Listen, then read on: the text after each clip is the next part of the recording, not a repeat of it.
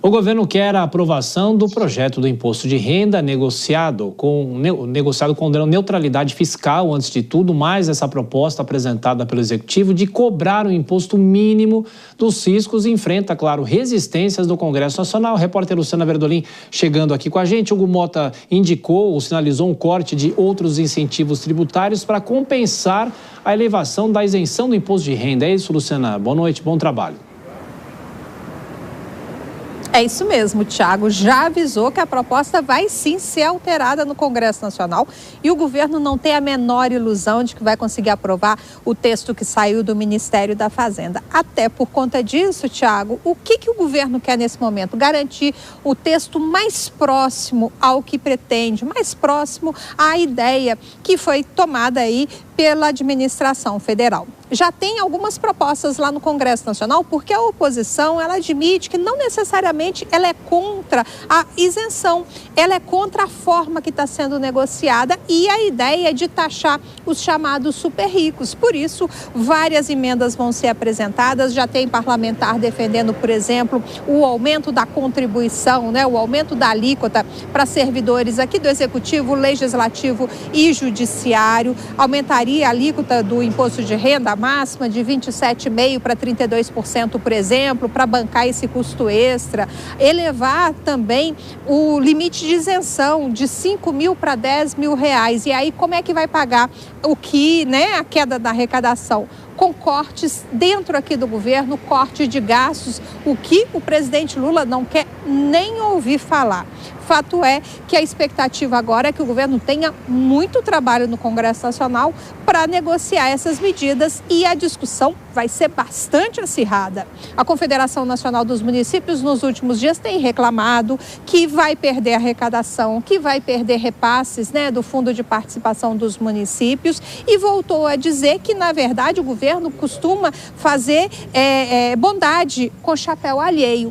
E a ministra das Relações Institucionais, Gleisi Hoffmann, não está gostando nada dessas críticas. Por isso, ela usou as redes sociais hoje para reclamar. Ela disse o seguinte, antes de criticar, os prefeitos precisam conhecer bem o projeto, o impacto na economia e também considerar a ajuda que os estados e municípios já tiveram aqui da administração federal.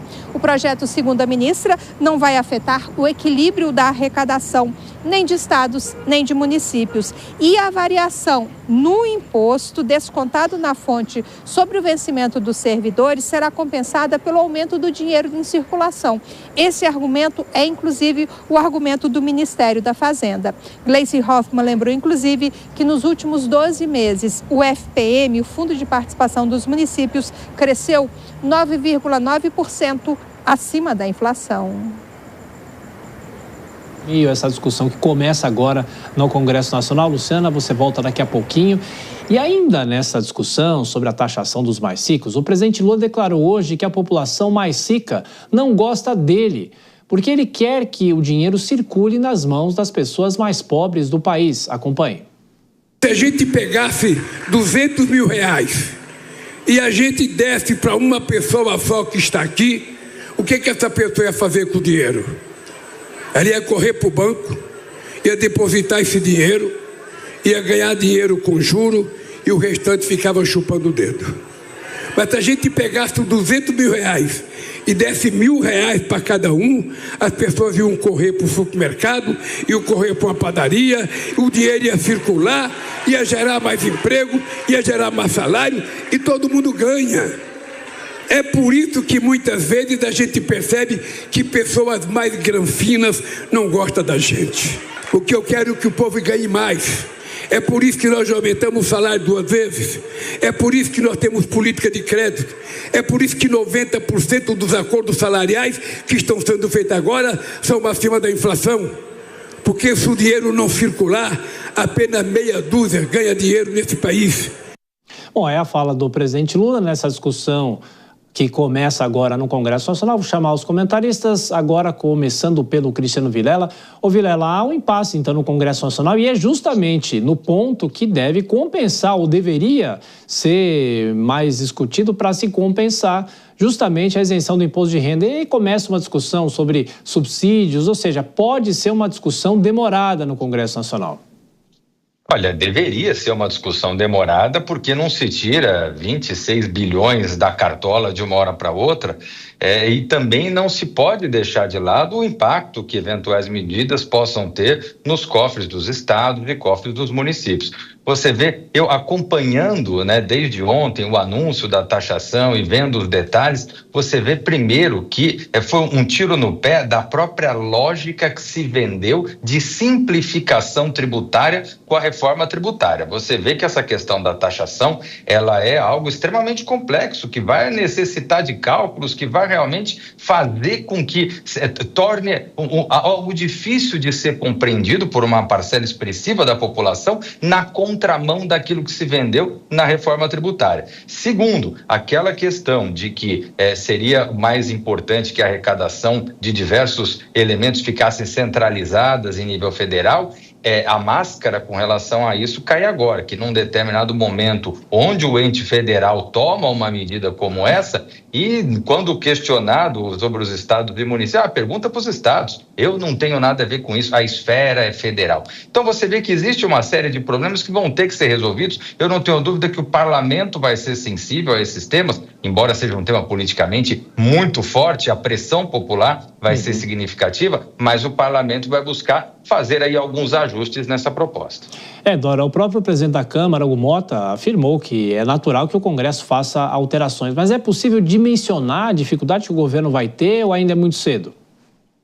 Olha, só dá para a gente dizer que é grande, tá certo? Então, fazer o dimensionamento no detalhe, por enquanto, não dá, mas é claro, a Luciana trouxe aí um relato colocando todas as dificuldades, e é isso mesmo, e vai ser um trabalho árduo, não só para a ministra Gleisi Hoffmann, mas também para o ministro Fernando Haddad. Há uma decisão do governo de reeditar aquela maneira do governo atuar que foi na reforma tributária, que é presença constante dos ministros dentro do Congresso, para fazer uma ofensiva, uma operação de convencimento para que realmente a proposta, que já se sabe que vai sair modificada, saia o menos modificada possível em relação ao que quer o governo. Isso é a expectativa do Palácio do Planalto. Agora, não ajuda muito esse tipo de declaração do presidente Lula